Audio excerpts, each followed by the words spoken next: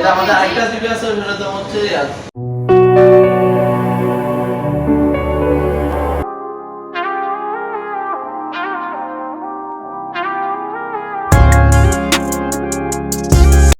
আসসালামু আলাইকুম রহমতুল্লাহ। কেমন আছেন সবাই? নতুন আরেকটি ভিডিওতে আপনাদের সবাইকে স্বাগতম। আমাদের বাসার জন্য ফ্রিজ কিনবো, আর এই কারণেই চলে এসেছি উত্তরায় ফ্রিজের শোরুমে। তো ফ্রিজ কীরকম দেখছি এবং কোন ফ্রিজটা কিনবো সবকিছুই জানতে পারবেন আজকের ভিডিওতে।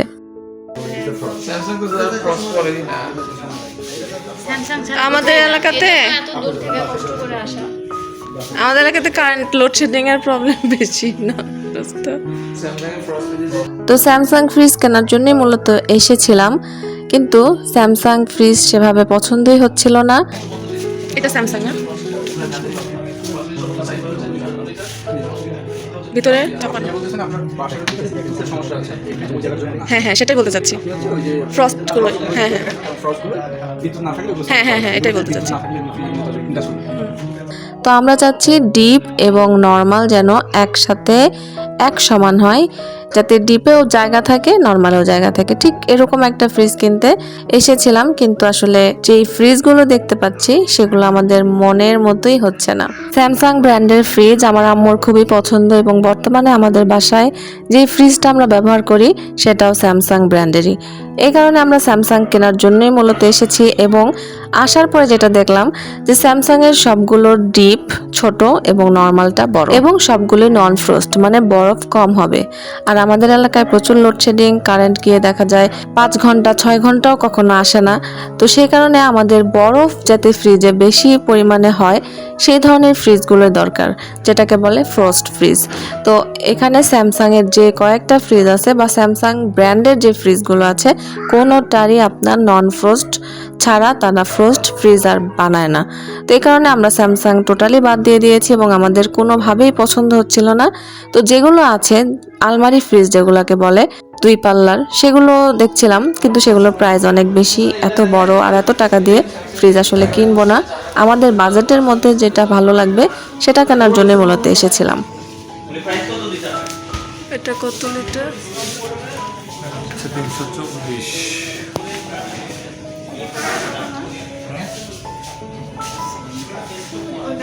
আমাদের বাসা বোর্ড বাজার, হ্যাঁ হ্যাঁ হ্যাঁ লোডশেডিং এর প্রচুর প্রবলেম, এবং ভোল্টেজ দেখেন এই 350 লিটারটা আমার মনে হয় অ্যাপ্রোপ্রিয়েট হবে, কারণ লং টাইমের জন্য তো আপনার এরকম একটা স্পেস লাগবেই।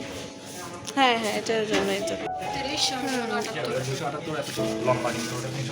ওইটা পাশে পাশে হ্যাঁ এটা লম্বা, এগুলো দেখি এর ভিতরে জায়গা কেমন, এই যে লম্বা জায়গা চাপানো, ওইটা আবার ছড়ানো।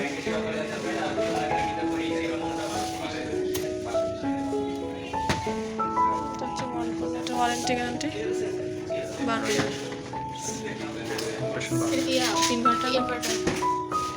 ইনভার্টার আপনার ওই ফ্রিজটাতে ইনভার্টার আছে, ওই শেষে যেটা এটা খুলে দাও। ওটা ফার্স্ট ফ্রিজ, কিন্তু ওইটাই শুধু ইনভার্টার করছে ফার্স্ট একই সাইজ। এটা 278, ওইটা 278। গ্লাসটা একটু গ্লাস, আর এটা হচ্ছে দুটাই গ্লাস ডোর, কিন্তু ওটা হলো মিরর টাইপের, এটা হলো ব্ল্যাক গ্লাস ডোর। তো ফ্রিজ পছন্দের দায়িত্ব হচ্ছে আমার আম্মু এবং আমার হাজবেন্ড, তারা দুইজন পছন্দ করে যেটা আমাদেরকে নিতে বলবে আমরা ঠিক সেটাই নিতে পারবো। মানে আমাদের এখানে পছন্দ করেও তেমন কোনো লাভ নেই। তো আমরা 2টা শোরুম ঘুরেছি, যে 2টা শোরুমে স্যামসাং ব্র্যান্ডের ফ্রিজ ছিল। স্যামসাং ছাড়া আরও বেশ কিছু ফ্রিজ ছিল, যেমন তোশিন, ট্রান্সটেক, তোশিবা, ওয়ালপুল। তো দেশীয় ব্র্যান্ডের যে ফ্রিজগুলো সেগুলো ছাড়া কোনো ফ্রিজে আমরা সেরকম জায়গা পেলাম না। ওয়ালপুলটা পছন্দ হয়েছে 278 লিটার, তো ওইটা আবার আমার হাজব্যান্ডেরও পছন্দ, আমার ছোটো বোনের হাজব্যান্ডেরও পছন্দ। আম্মুকে বললাম, আম্মুও বললো যেহেতু এটা বাইরের মেশিনারিজ সব কিছু হয়তো বা ভালো হতেও পারে, তো আম্মু আর কি অত কিছু বুঝে না। তো আমার হাজব্যান্ডের তো খুবই পছন্দ, বললো যে না ওইটাই পছন্দ করে রেখে আসো, তারপরও বাসায় গিয়ে ডিসকাস করব, সব কিছু বিবেচনা করে তারপরে সিদ্ধান্ত নিব যে আমরা কোন ফ্রিজটা কিনবো। যাই হোক, আমরা ফ্রিজের সঙ্গে কিন্তু টিভিও কিনবো, যার কারণে কিন্তু আপনারা দেখেছেন যে আমরা টিভিও দেখে এসেছি। যাই হোক, আমরা এখন শোরুম থেকে বের হয়ে একটু হালকা পাতলা নাস্তা টাস্তা করে নিচ্ছি, যেহেতু আমরা বিকালে এসেছিলাম, অলরেডি সন্ধ্যা হয়ে গেছে। তো বাসায় যাব, তারপরে সিদ্ধান্ত নেব যে ফ্রিজ কোনটা কিনছি এবং টিভি কোনটা কিনছি। তো এবার হুট করে পরিকল্পনা করা হলো যে না, যত সমস্যায় থাকুক কিনে ফেলতেই হবে। যাই হোক, আমরা সন্ধ্যার নাস্তা খেয়ে উত্তরা থেকে আমাদের গাজীপুরে চলে এসেছি। তো এখানে এসে এলজি শোরুমে ঢুকলাম যে এখানকার কি অবস্থা। এইখানেও সেম, এখানে রং বেরঙের ফ্রিজ এবং অনেকগুলোর ডিপ ছোট, নর্মাল বড়, কোনোটার নর্মাল নিচে ডিপ উপরে বা ডিপ নিচে নর্মাল উপরে, এ ধরনের সমস্যা।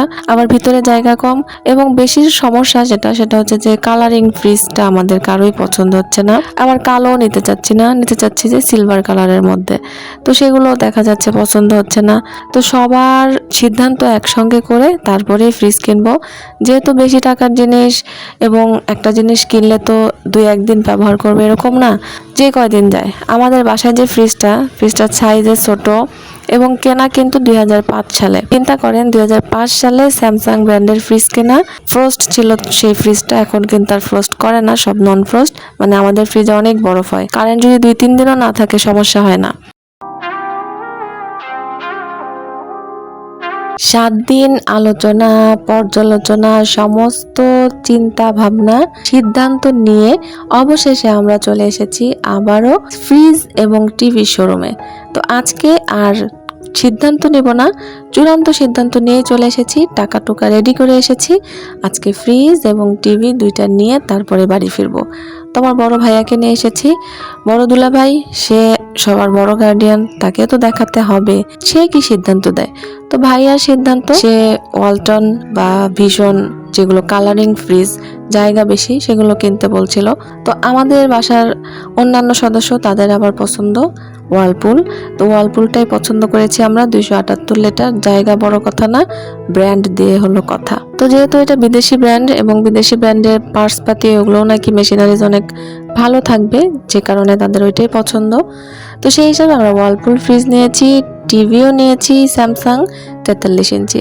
তো দেখতে পাচ্ছেন বাসায় চলে এসেছে ফ্রিজ নিয়ে, আমরাও কিন্তু এসে পড়েছি।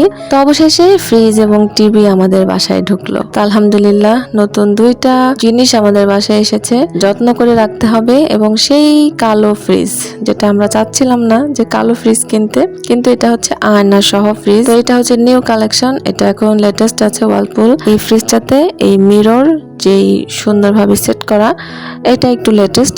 তো এটাই পছন্দ করা হয়েছিল এবং আমাদেরও মোটামুটি পছন্দ হয়েছে।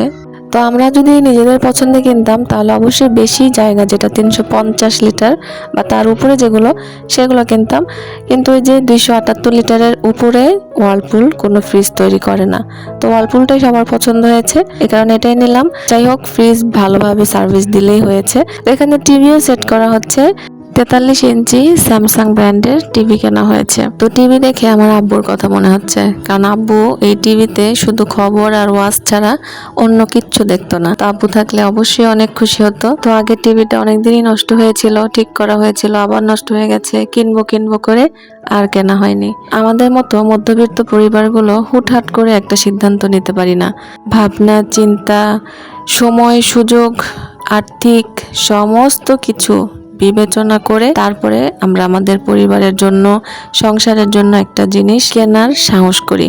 তো আমাদেরও ঠিক সেম অবস্থা। যাই হোক, ফ্রিজ আর টিভির দাম কত তা তো বললাম না। তো ফ্রিজ এবং টিভির দাম নিয়েছে 1 লাখ টাকা। তো আমাদের ফ্রিজ এবং টিভি দেখে আপনাদের কাছে কেমন লাগলো অবশ্যই কিন্তু কমেন্ট করে জানাবেন। তো আজকের মতো বিদায় নিচ্ছি, ভালো থাকবেন সবাই, আল্লাহ হাফেজ, আসসালামু আলাইকুম।